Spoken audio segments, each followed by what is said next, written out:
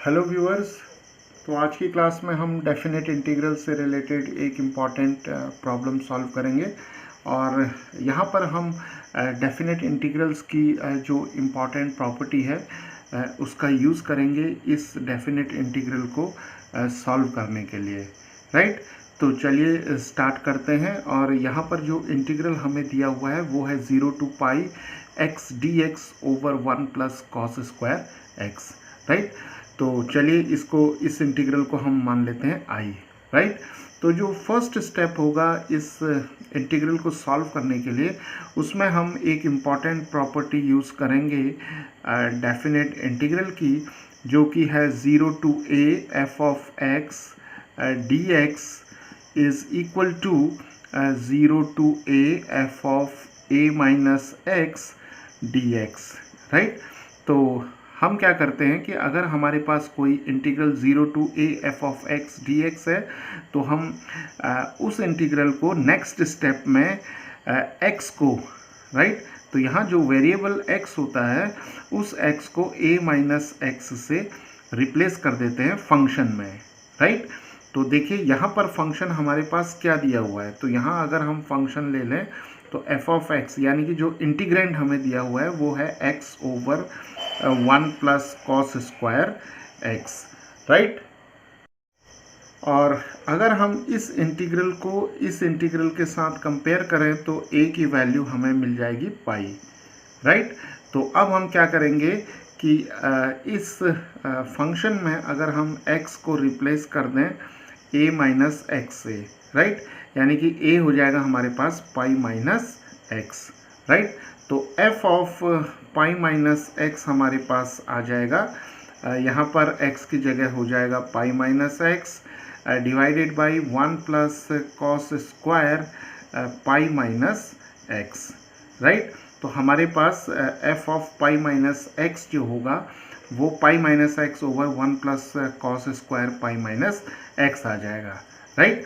तो अब हमारे पास ट्रिग्नोमेट्री से हम जानते हैं कि cos of pi minus x जो होता है वो माइनस कॉस एक्स होता है, राइट।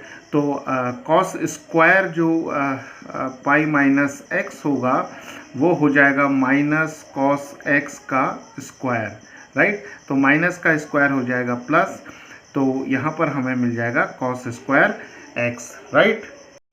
तो अब हम f of pi minus x को लिख सकते हैं पाई माइनस एक्स और हमारे पास आ जाएगा 1 plus cos square X, right, because cos square pi minus x जो होगा वो कॉस स्क्वायर एक्स हो जाएगा, राइट।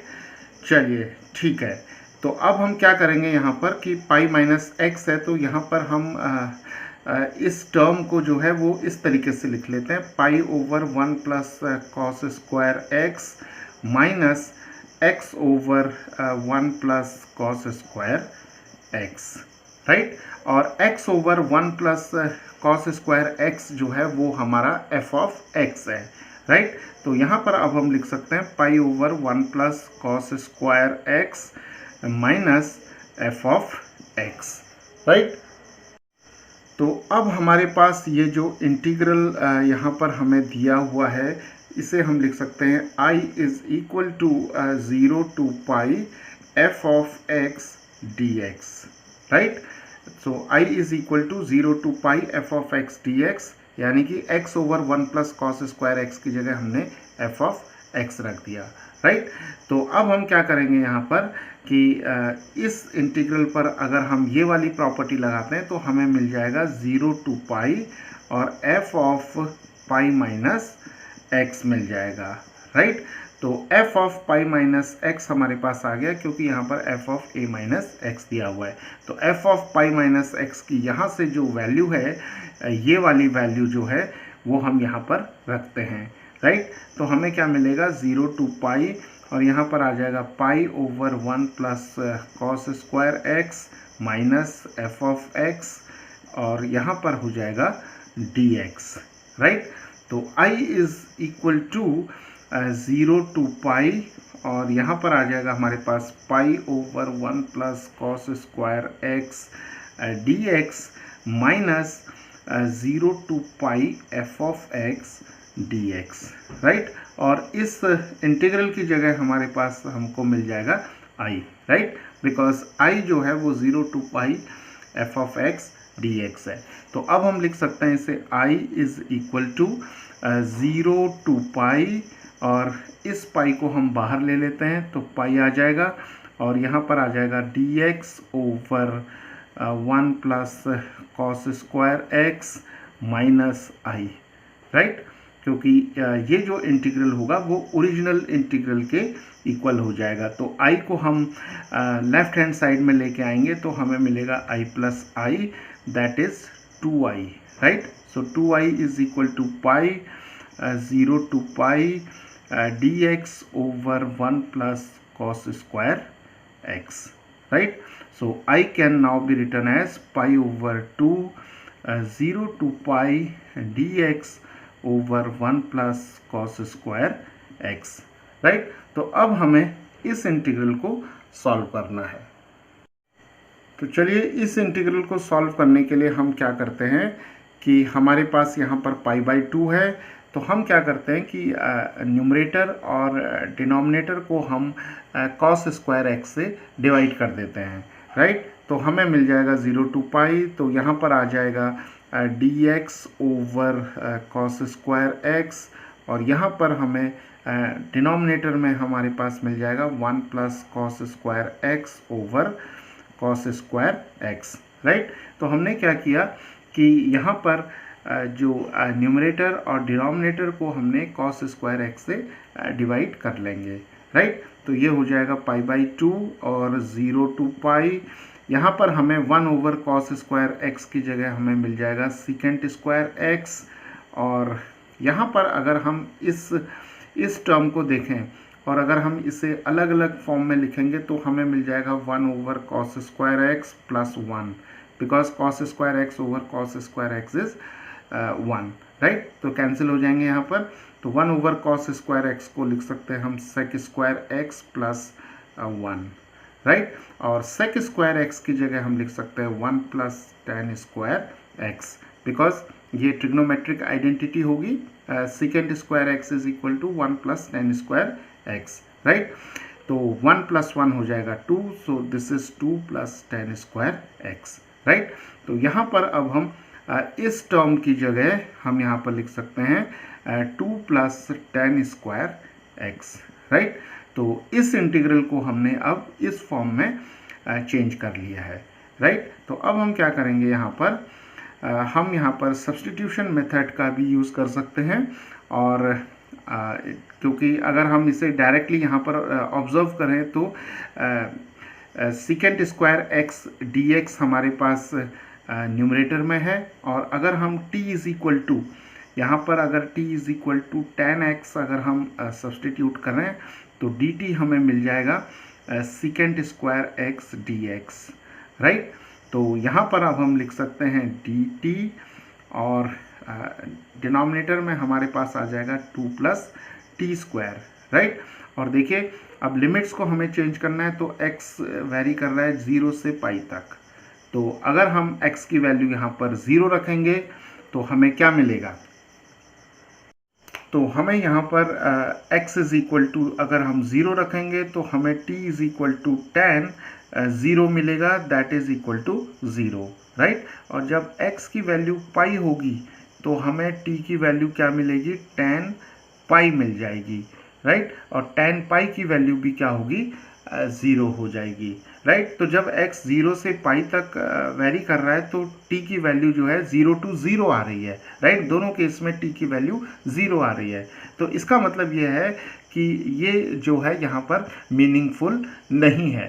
तो हमें यहाँ पर इस इंटीग्रल को सॉल्व करने के लिए हमें एक और प्रॉपर्टी का यूज़ करना पड़ेगा, और वो प्रॉपर्टी हमारे पास जो है वो है 0 to 2a f of x dx is equal to 2 times integral from 0 to a f of x dx if f of 2a minus x is equal to f of x, right. तो अब हमने क्या देखा यहाँ पर कि अगर हम इस इंटीग्रल को t is equal to 10x लेकर अगर हम इसे सॉल्व करेंगे तो लिमिट्स जो है वो दोनों केस में 0 आ रही हैं, right, and this is not meaningful.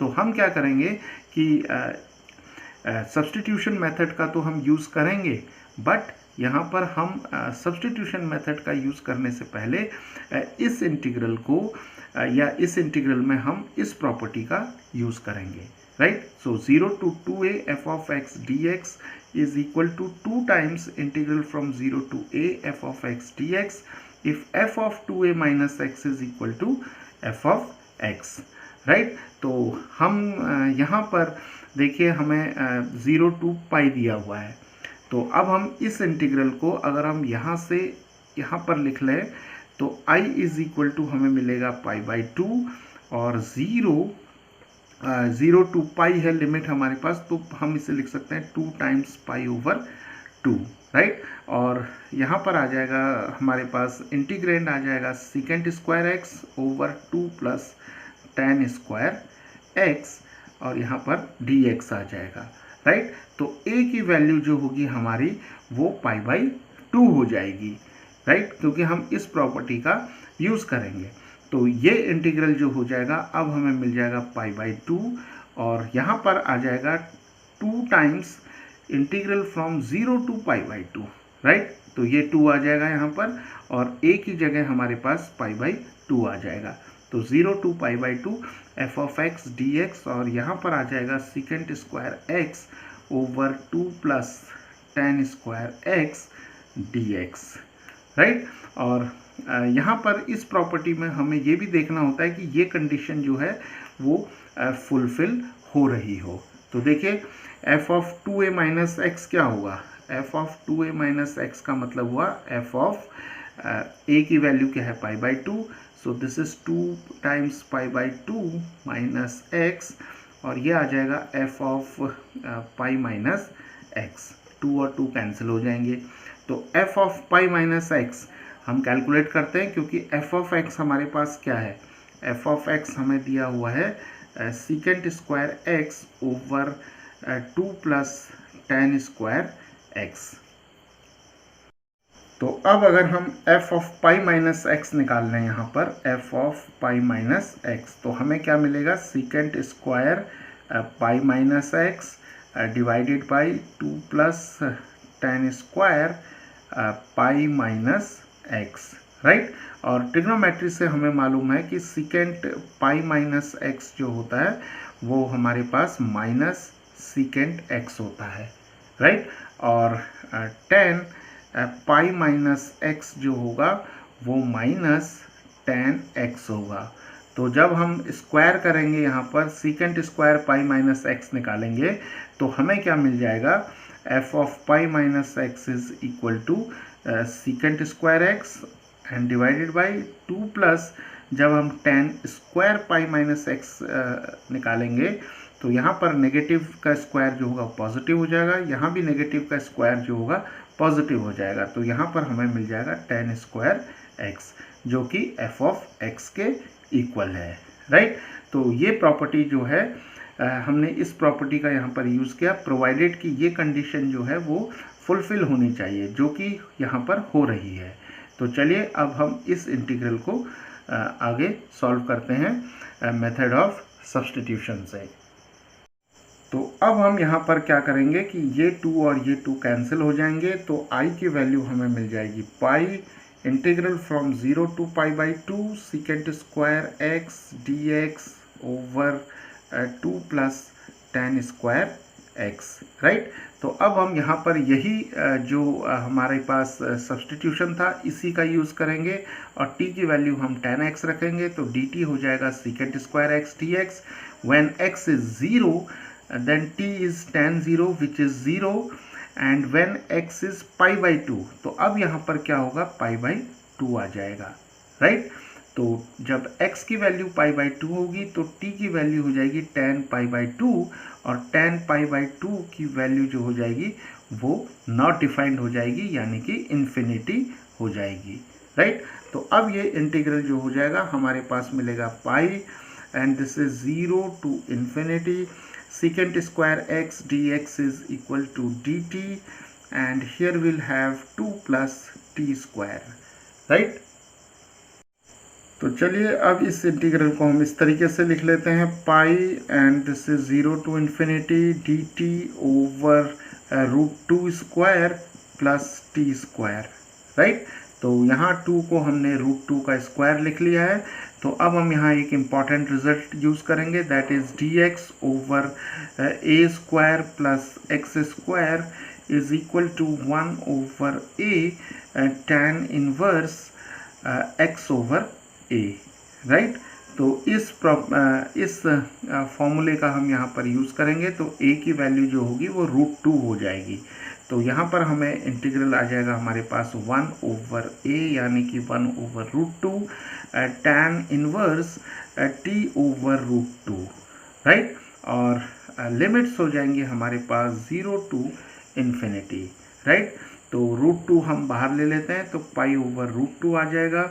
और अब हम यहाँ पर इन्फिनिटी रखेंगे t की वैल्यू, तो हमारे पास tan inverse infinity over √2 that is infinity minus यहाँ पर 0 रखेंगे, तो tan इनवर्स 0 आ जाएगा, राइट?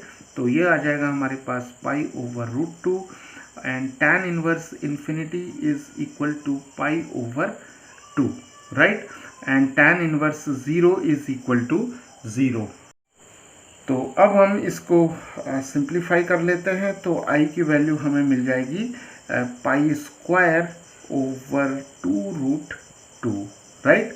तो यहाँ पर हमारे पास इस इंटीग्रल की वैल्यू जो होगी वो पाई स्क्वायर ओवर 2√2 हो जाएगी। अगर हम √2 से यहाँ पर न्यूमरेटर और डिनोमिनेटर को मल्टीप्लाई कर दें, तो हमें ये जो वैल्यू है वो हम इस तरीके से भी लिख सकते हैं, पाई स्क्वायर √2 ओवर 4, राइट?